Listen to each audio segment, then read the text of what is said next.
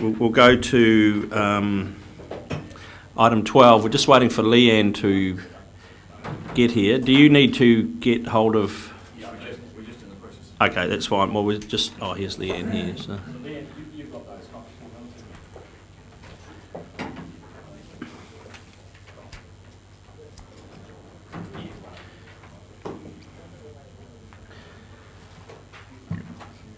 So, Doctor, do you have any preamble while we wait for the phone, or do you think he should hear everything that's said, probably? Why don't we start, Chairman? Okay, that's fine. Have you moved into PE already? No, we're not in PE for this one. So, Chairman, this paper, and we're just getting David Roberts from Piper House Advisory, who's one of the two financial advisors. BNZ is the other. We're just getting David on the line to answer questions that councillors might have about the current state of the design and construction contract. Thank you. So, as the paper says, there is a design and construction contract condition precedent, which is obtaining a bankable construction contract which adequately addresses construction risk allocation through a fixed time and fixed cost arrangement. As the paper says, 90% of the value of the contract is in separable portions which are fixed time and fixed price, and approximately 10% of the value of the contract is for the second half of the distribution system, for which customers will not be signed up at financial close, obviously, and that is done on what is called a schedule and rates arrangement. So there's an agreed price for example, pipes of a certain diameter, the cost of the pipe, and there's an agreed price for laying those pipes over different kinds of terrain. And when the last part of the distribution system is delivered on the ground, and then the price for that is determined by how many kilometres of pipe size A did you have, and what kind of terrain, and pipe size B, and so on and so forth. So it's very substantially under control. You know, within a relatively small margin, what the price for the remaining 10% is going to be. We have received from Piper House Advisory and BNZ a formal and confidential letter advising us that the contract is in a form consistent with these kinds of projects, that it is bankable,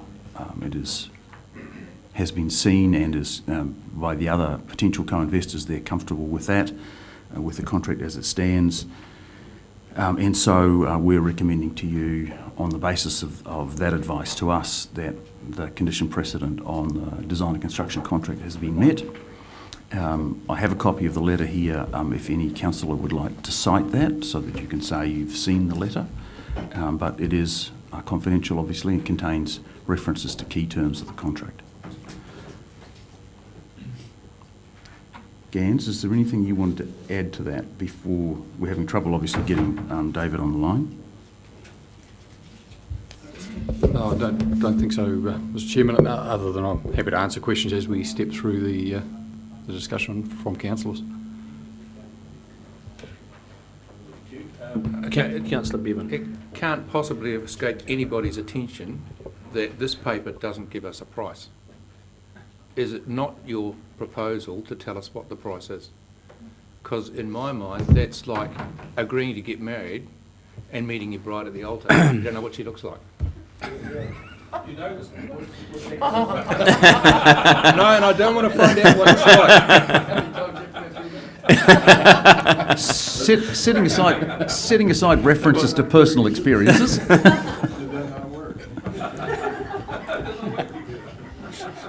It certainly isn't. It certainly isn't our intention in a public forum to tell you what the price is. No, it's a confidential matter between us and the constructors. Hang on, we've had a price that we've put before the public for seems like a decade now, and all of a sudden now the price is a confidential matter?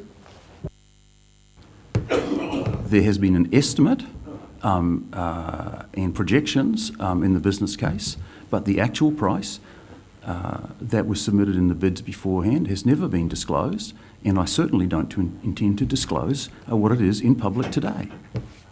So can I refer you to the wording which says, resolves to invest up to $80 million subject to council being satisfied. How on earth can we be satisfied without knowing the price?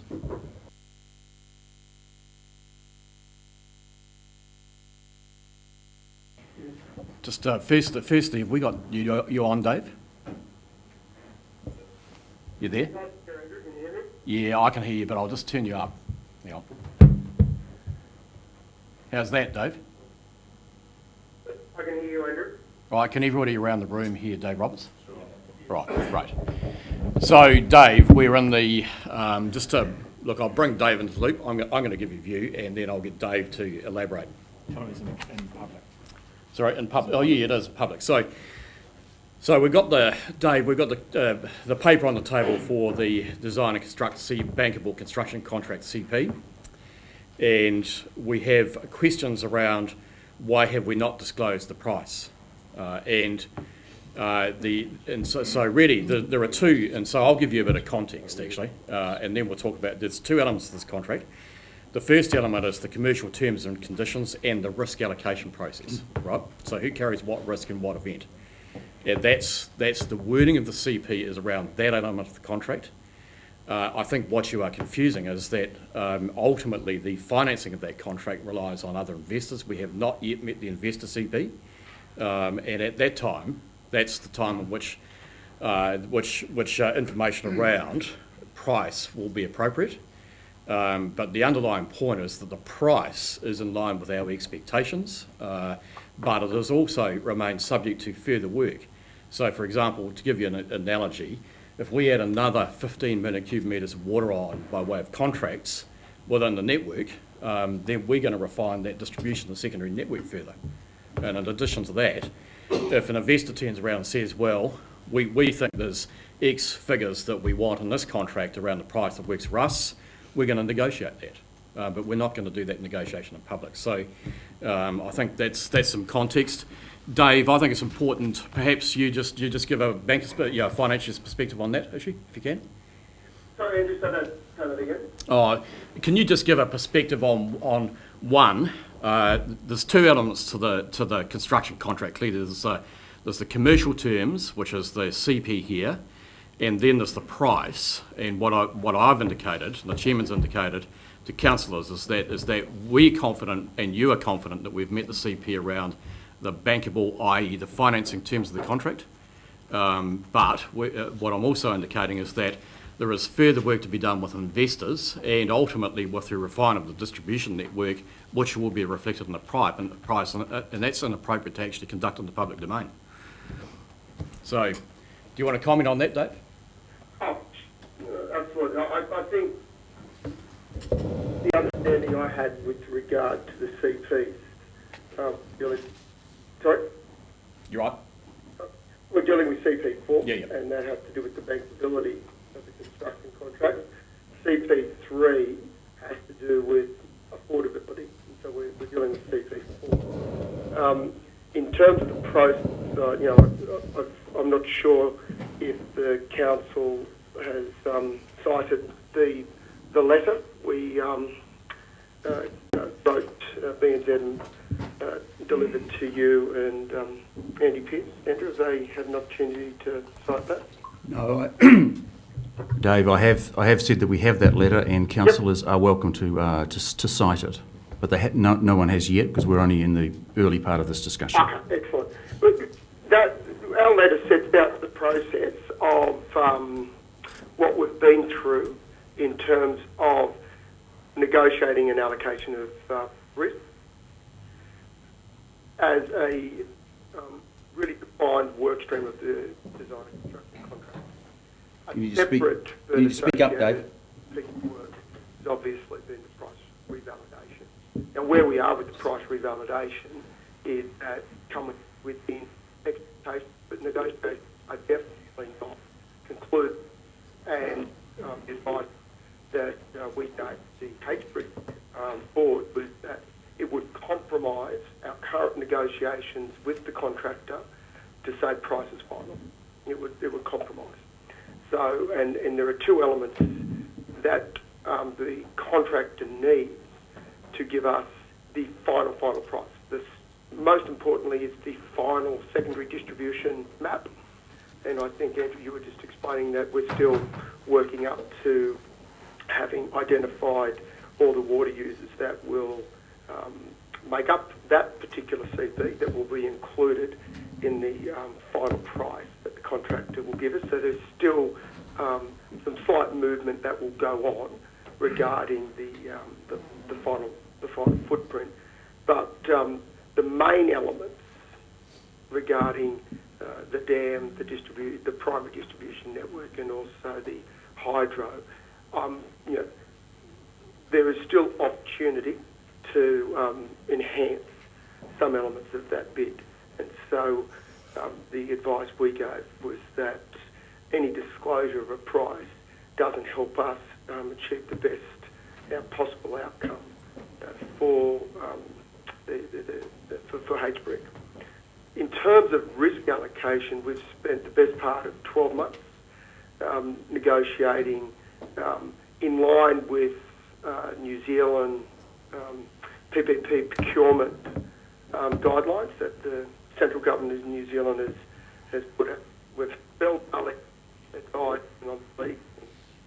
on the legal side, Marsh on the insurance side, BNZ on the financial side, and SMEC on the technical side. And all four of those organisations have been involved in putting forward the final form of risk allocation that we all believe is consistent with market precedent in terms of similar scale and complexity of infrastructure projects in New Zealand. I'll use Transmission Gully as an example, where Bell Gully actually advised the central government on the contractual framework. So we're very confident that the contractual framework that we've got and the interrelationship between the various agreements are and will be bankable, and that's the advice we've provided to HBRC.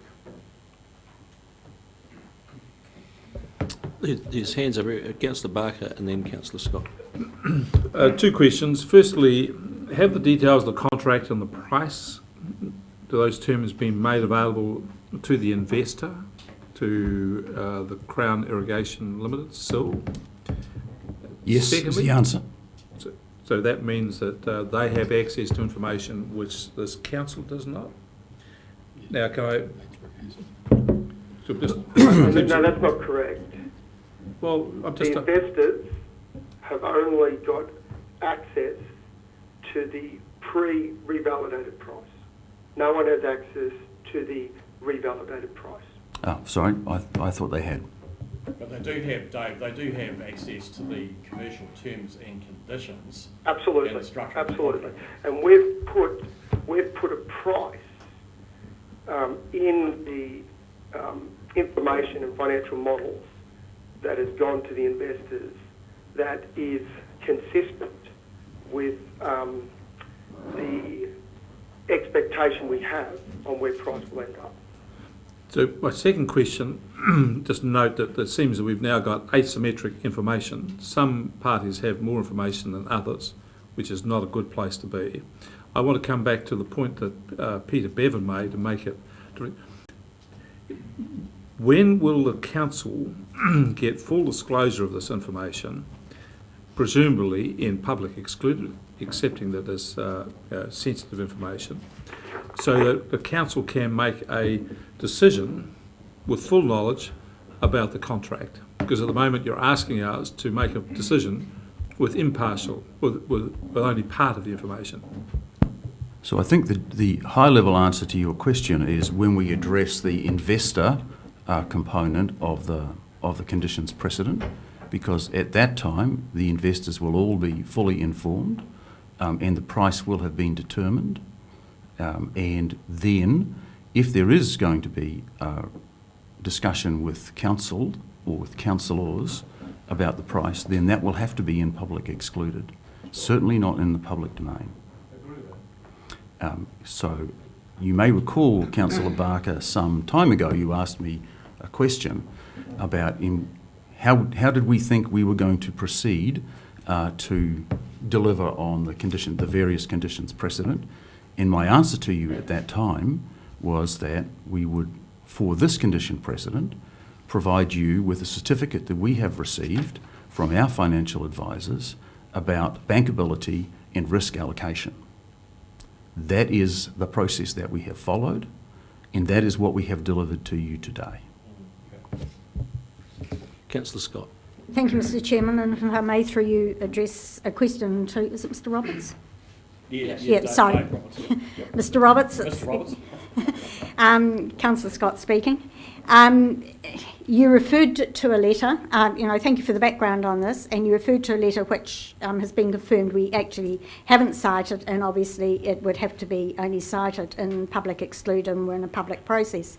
So can you, given the terms of what we're considering today on the condition precedent, which is that it is bankable, can you confirm that your letter actually does say that the construction contract is now bankable, and that in the second part, considering whether it's bankable, that you are confident that the construction risk allocation is adequately addressed through the fixed time, fixed cost arrangement? Did you hear that, Dave? Dave, you there? The light's not flashing. I killed him. I do beg his pardon. Are you there, Dave? Oh, sorry, can you hear me, Andrew? Sorry. Yeah, I can hear you. Did you hear I Councillor? think the easiest way to answer the question is I'll read the conclusion of our letter. The conclusion says, in our opinion, the risk allocation is in a bankable form. As such, we advise that CP 20.4 has been satisfied. And CP 20.4 was just the numbering of a bankable construction contract with construction risk allocation adequately addressed through a fixed time, fixed cost arrangement.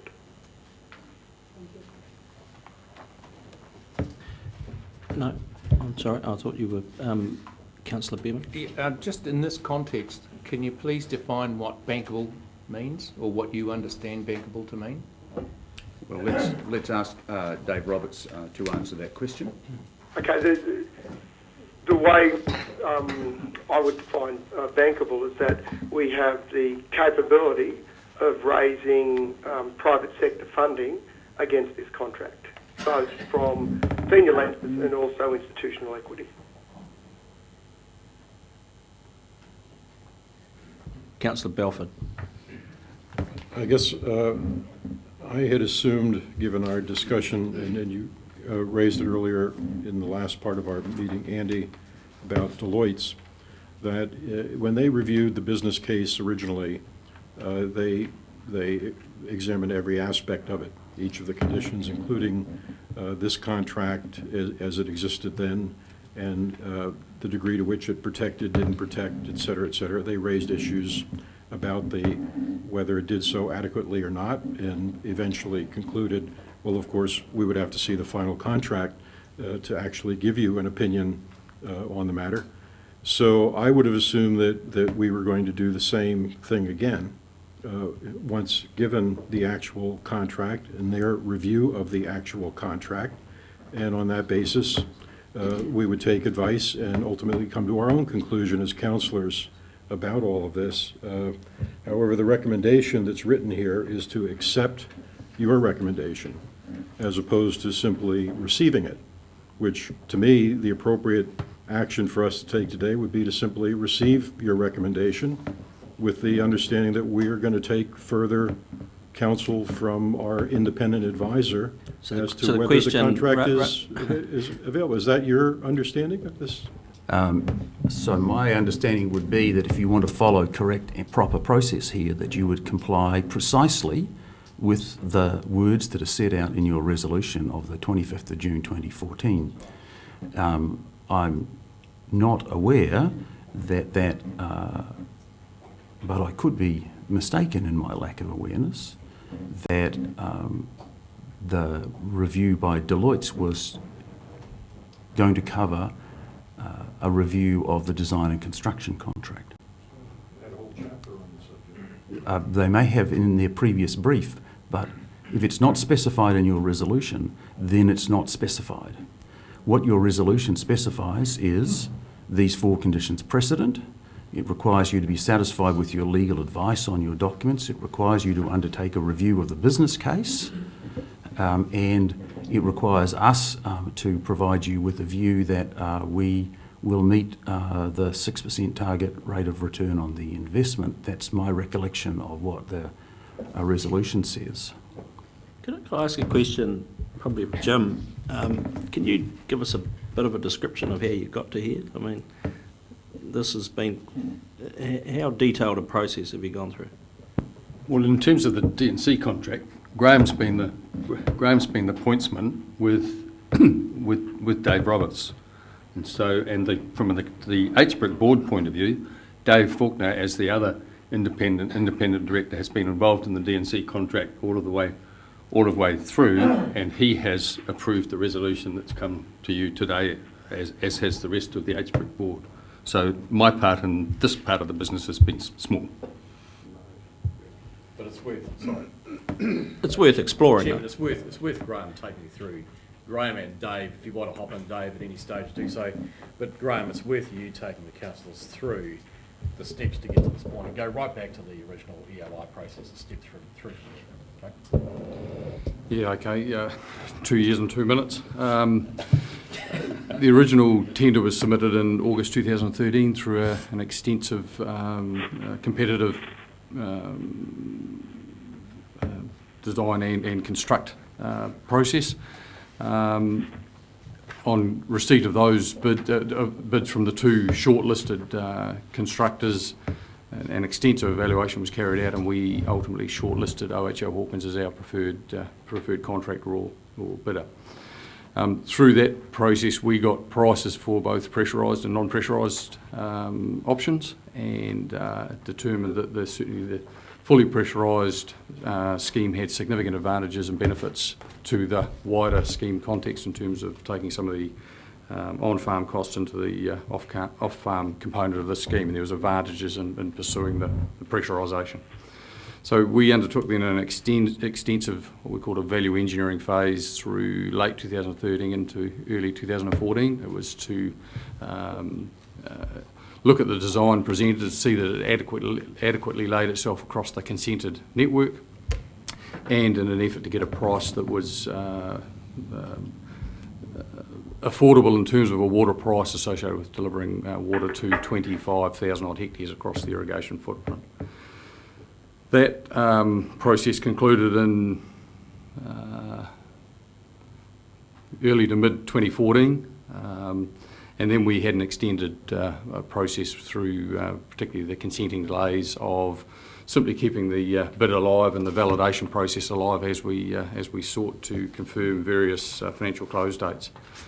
The formality of that process recommenced in August this year, August 2015, post the final High Court appeal decision of the EPA consents process, and we've been in a formal revalidation process where the contractor has re-engaged upwards of 40 odd staff or resources sitting behind their entity, and through that process we've introduced what we call the FMI database, which is Duncan's work, which has been the formal selling of water. We've got that in a formal context, and I'm not sure whether it's been presented to council here, but an elaborate database that deals with all of the water contract negotiations and the various phases and stages they're in.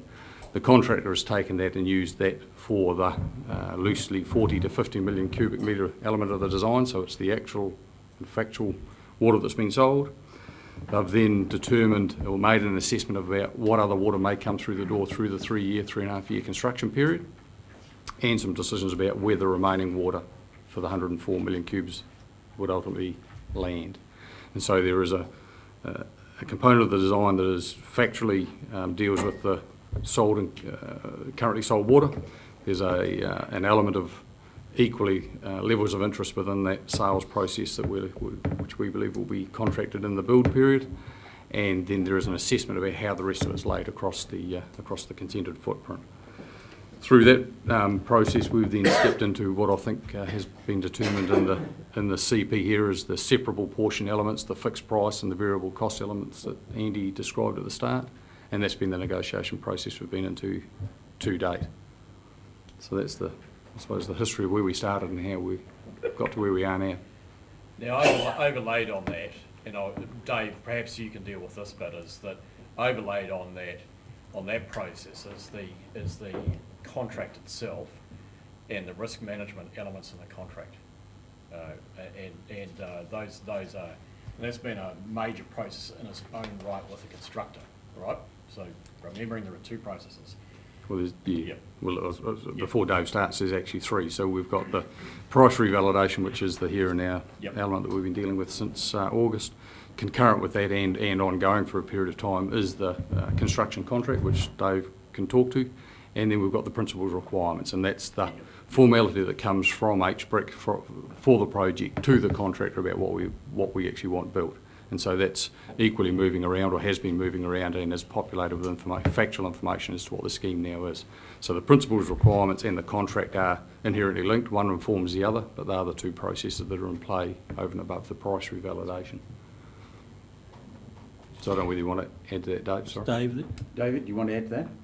Yeah, I'd like to point out a couple of things that we have outlined in our letter that go to the heart of what the D&C contract is all about and what actually has not only been agreed with the OHL Hawkins JV, but it's also been reviewed by the independent technical advisor, which is SMEC, to the senior lenders, to CIIL and the institutional equity investors. So it's very important to understand the process where we are today is that the D&C contract has been reviewed on behalf of the senior lenders, on behalf of Crown Irrigation Investment Limited, and on behalf of the institutional equity investors by their technical advisor. And their technical advisor has confirmed that the key risk conditions are appropriate and consistent with market precedent. But I'll just walk through some of the real key elements of what we mean by what makes the D&C contract bankable. I think the first one is to understand who the guarantors of the contract are.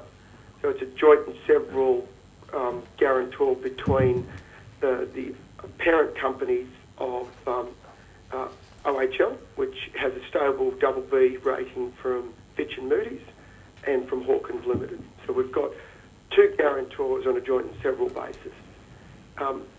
We have a fixed time schedule, so we've got a practical completion date, which if it's not met, then there are penalties that will apply.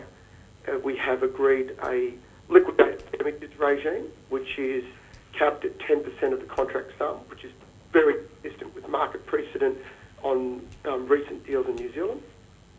The contractor is going to provide performance bonds in support of their obligations, and those performance bonds have to be in place up until the end of the defects liability period, which is 24 months after the schedule is complete. So we have the ability, the 24 months after practical completion, to have the contractor come back and fix defects. Again, this is very consistent with market precedent for New Zealand infrastructure contracts, D&C contracts. We've agreed a liability cap on the contractor, which is 50% of the contract sum.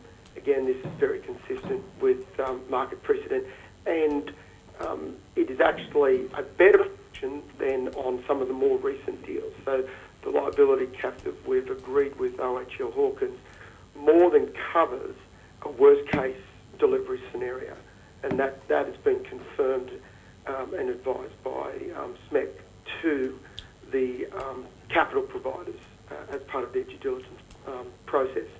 I think the last thing that's really important is that there's a very clear independent engineer certification process that sets out quite clearly the timetable and the tests that the contractor has to pass in order for the works to be deemed completed. So there's been quite a deal of negotiation around those elements, but in fact, it's those elements that make a D&C contract bankable. Just, sorry, I'll come to Councillor Barker. I just got a question for Dave. If there was a price on the table, Dave, how would we know it was bankable or not without your advice? I mean, the price really is, you're telling us it's bankable. Even if there was a figure we were looking at, how would we know without your advice? It's just a number. You'll get our advice on that when we do CP3. Because CP3 goes to the heart, and it's probably the last CP that occurs, and that's, you know, securing the private and public funding required to build the scheme infrastructure. Councillor Barker. I want to come at this from a slightly different perspective, and I accept the point made by Andy that this is the resolution that council passed, obtaining a bankable contract, and get that. But on the other side of it, I'm mindful of the Hanover case where the governors were required to have done more inquiry to satisfy themselves. So just giving advice to the chief executive was deemed by the court not to be satisfactory.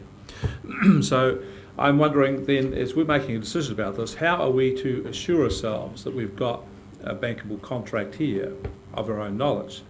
Now, the evidence I have so far in front of me is Dr. Pearce has turned up and he says, I've got a letter. And it's confidential, I'm not going to put it on the table of the public eye, but if you want to read it, I'm happy to go to the corner room and you can read it. I'd find it difficult to justify my actions on that basis. I think we've got to take a step further here. And I was wondering, because the council itself has to know of its own knowledge, and it would seem to me that you can't send us all a copy of the letter, but I would suspect would be one way of covering this off is for HBRC to supply the surety it has to the chief executive in confidence that this chief executive holds it on behalf of the council, and that she assure herself by whatever legal advice that the information stands up. I don't want to go and read your contract because it'll be, for someone whose English is a first language, it will be unreadable to me. That's what these things are like.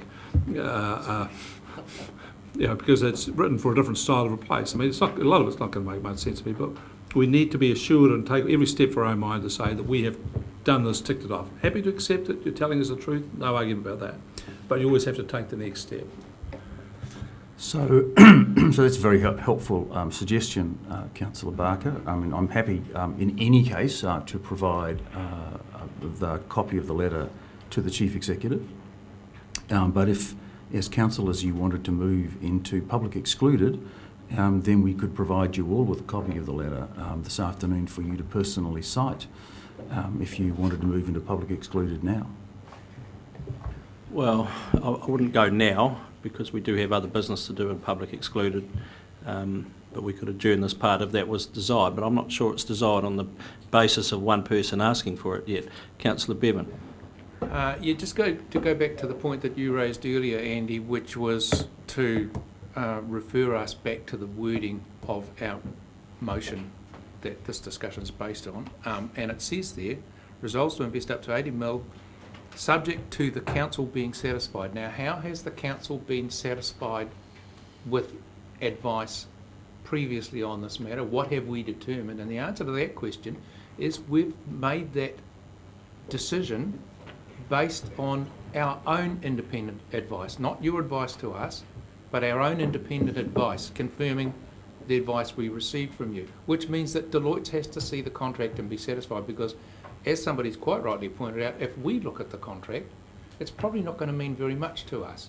But we need some independent advice to be satisfied, and to get the letter from you or from your advisor is not going to satisfy me. To get advice from the people we've agreed are our independent advisors will satisfy me. So that's what's going to have to be required. Now, that's the first thing. The second thing, in my view, is that... Well, hang on, have you got a question here? Because I have got a question. Sounds like debate. Yeah, I have got a question. So 8.3 in our paper here says advice from HBRC, which is what we're talking about here, that all conditions precedent to financial close of the investment by all investing parties in the Ruataniwha water storage scheme, etc. So given that you haven't actually confirmed all of your investing parties, how on earth can that condition precedent possibly be reached until A, you've determined who you're going to propose as the investor, and B, they've given you the advice that they are also satisfied with the D&C contract. So it seems to me that we're 2 pegs short of having this satisfied, and I think it has to lie on the table until we have got those things satisfied. So I'm interested in your... On your second point, you've just been advised by our financial advisor that the co-investors and senior debt lenders and Crown Irrigation and us, by the way, have all reviewed this, and they are all satisfied that this is bankable and that the risk allocation conforms with the words here. You have just been told that. Can I also add through you, Mr. Chairman? I'll just go back really, I guess, to the to the rationale of what HBRC was asked by council to do back in October 2012, and HBRC was asked to prepare a case, a study, a proposal to bring back to council and subject to or covering the 4 areas that are basically now the topics of the 4 conditions precedent. And the wording that was subsequently adopted by you last year, subject to council being satisfied, and it says advice from HBRC that blah blah blah that the conditions precedent have been met. So you have said collectively to HBRC, we're giving you the resources, we're giving you the mandate to go to get this information, to put this package together, and then to advise us that. And this is what they are doing in relation to this particular condition precedent. The issue, Deloitte still has to cover off the financial case, because there were a number of matters back in June of last year that were unknown. There's still some that are unknown, and that's why that they're not starting that particular exercise this week. But if you go back to look at the decisions that were adopted by council in June last year as a total package, the conditions precedent depend upon, or rely upon, I should say, advice from HBRC. They are council's professional advisors in relation to this project. Oh, I'm sorry, I've got a different interpretation to what you have, because it's not that we're satisfied that we've received some advice from them. It's that we're satisfied that the advice is the right advice, and that satisfaction comes from an independent advisor. And until we've got the confirmation from an independent advisor, we cannot have met this. Well, I totally disagree with that. Councillor Dick. Mr. Chairman, I'm happy with the advice, which does not commit us to commencing the scheme, because there are still 2 conditions precedent to be met. But I'm not happy with the wording of the resolution, because it's confusing. It implies advice from HBRC Limited that all conditions precedent to financial close of the investment by all investing parties in the Ruataniwha Water Storage Scheme Limited Partnership have been satisfied or waived by agreement of the parties. These conditions precedent are, well, we're only dealing with a singular there, so that first 8.3 is very untidy and confusing.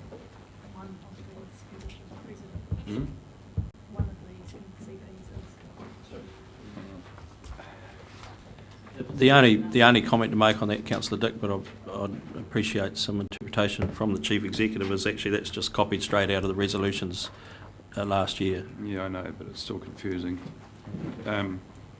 You could probably say something like the condition precedent subject to conclusion today is, and then 8.3.4.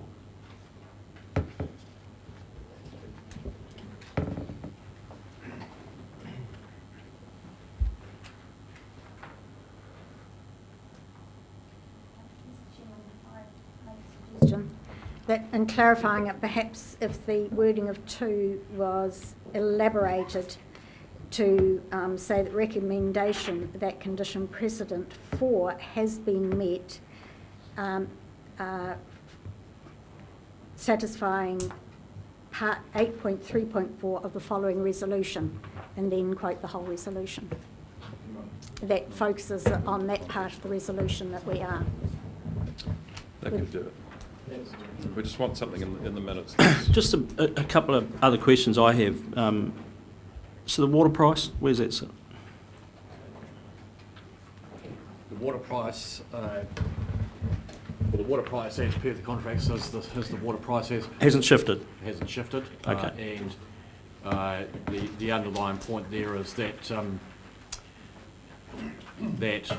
the water price will be reviewed as part of the construction price, and it will be reviewed as part of the investor process, and that's a work in progress.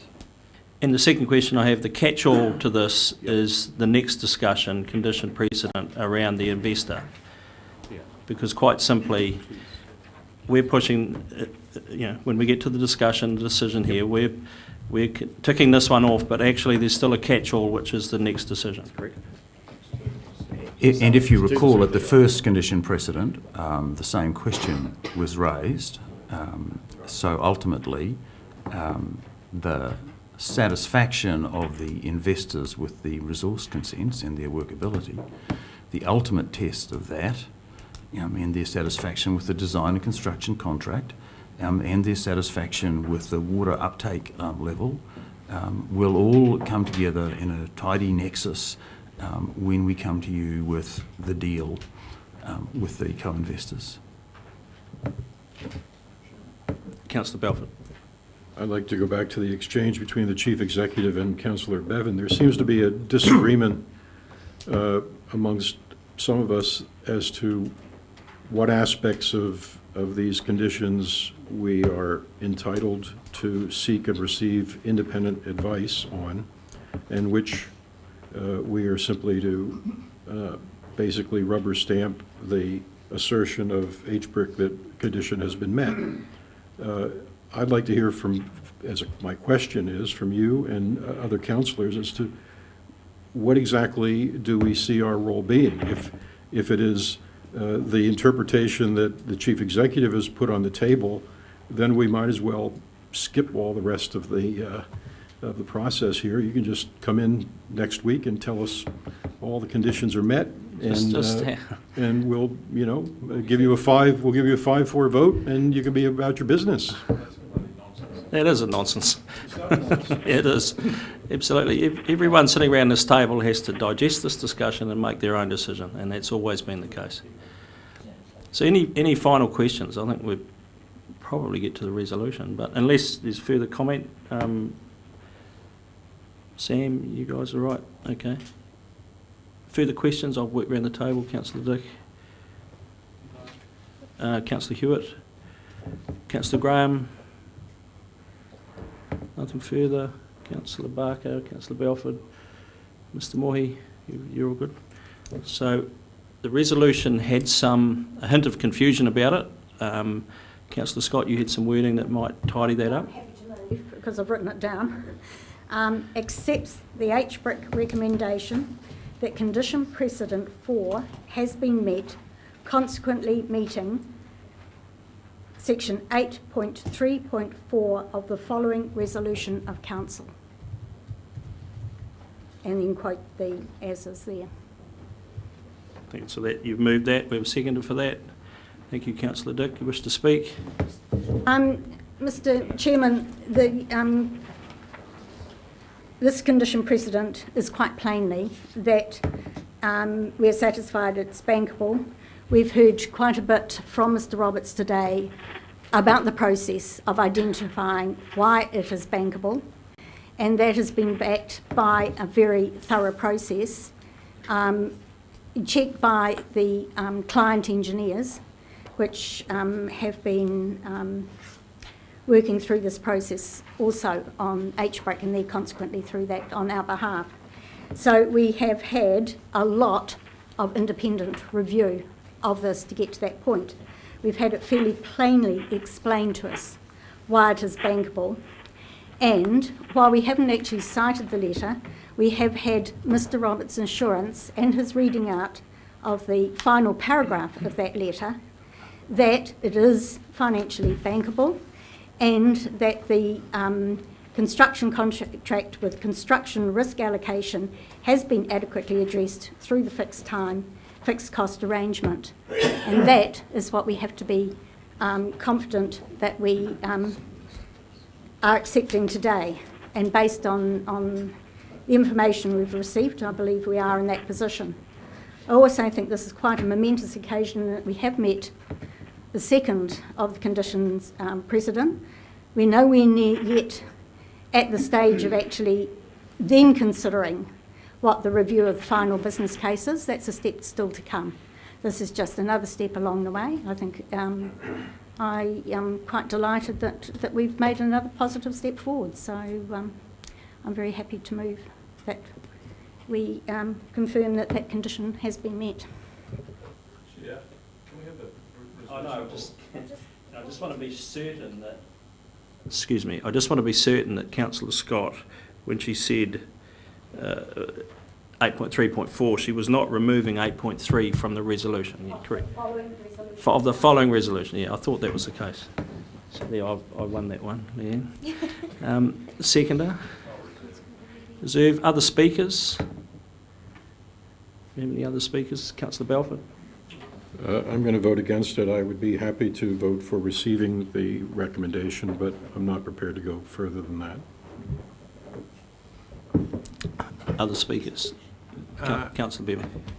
Yes, I think if we pass this, it makes a mockery of our own agreed process, quite frankly. I've got no problems with the work you guys have done at all, and I thank you for it. And I thank you for bringing forward the advice that you've received on it, and I've got all that. But we have always agreed that we will take independent advice verifying these things.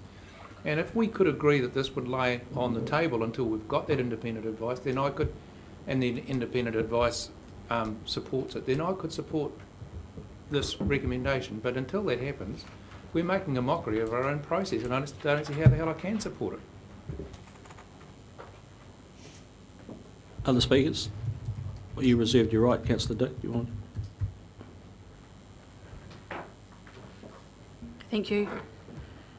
This is another milestone in the Ruataniwha project, and I'd like to congratulate the HBRC directors and chief executive and the team who are here for all of the work that they've done in getting us to this state.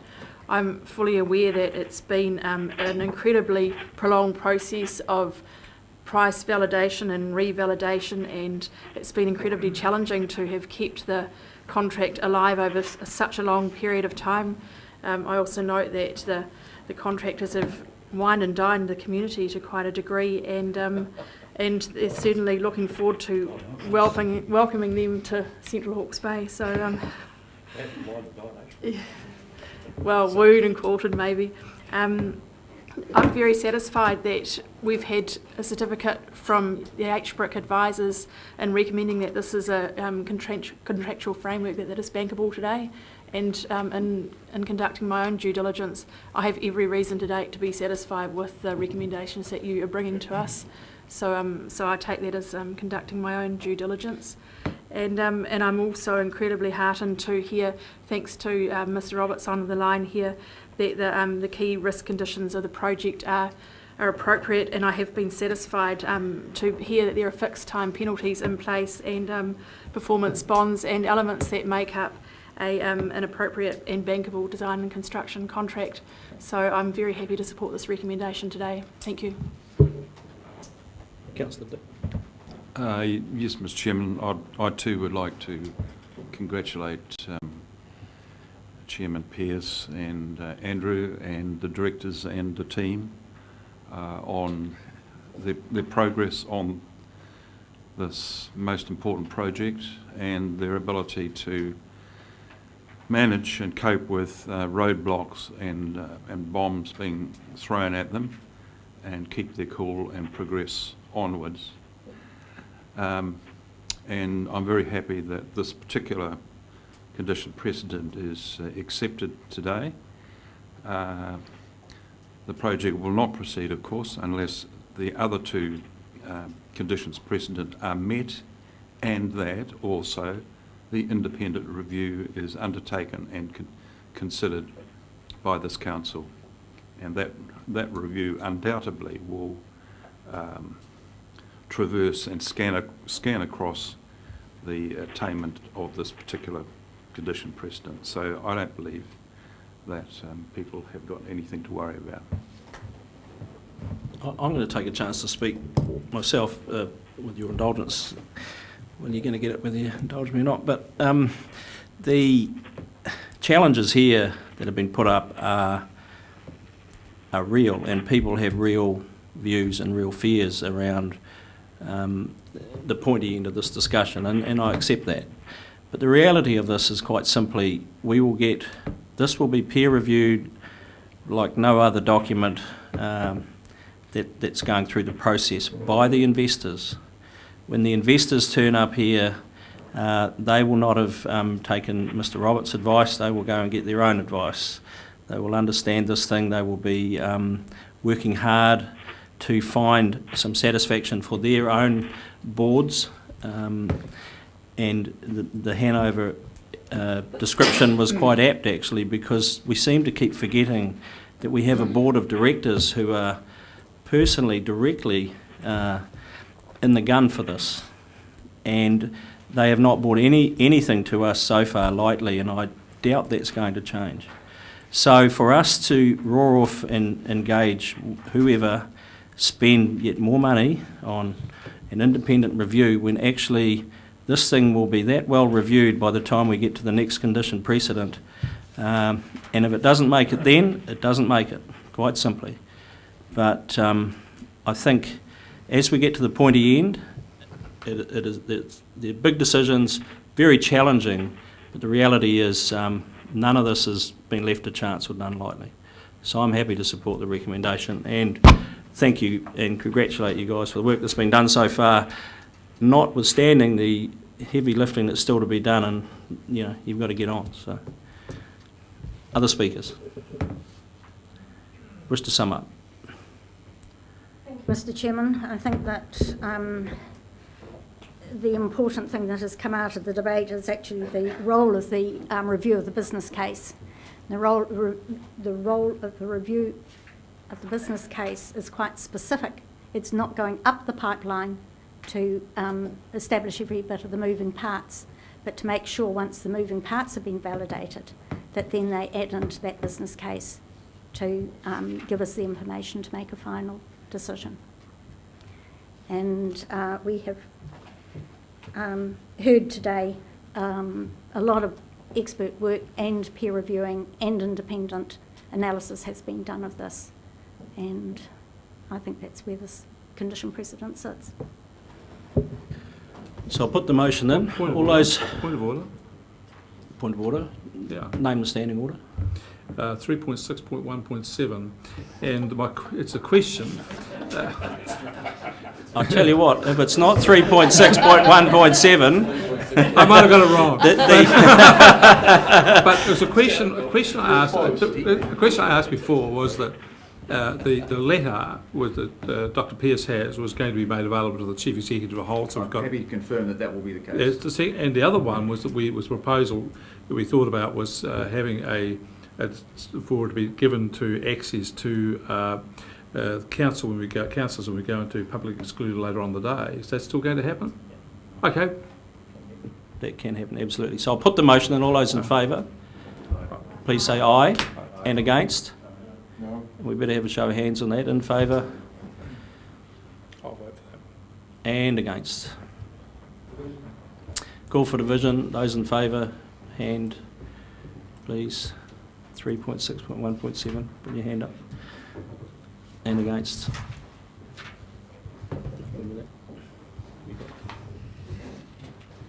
Mr. Chairman, as a point of order, I remind you that if you're going to go into committee on a matter, that it's got to be an agendaed item, and there's got to be a reason for going into committee, and it doesn't qualify on those two bases, nor do I see a need to do it in any case. Let's debate that when we get to that part of the meeting. Thank you for that. The rules. They are the rules, absolutely. Right, item 13 on page 39.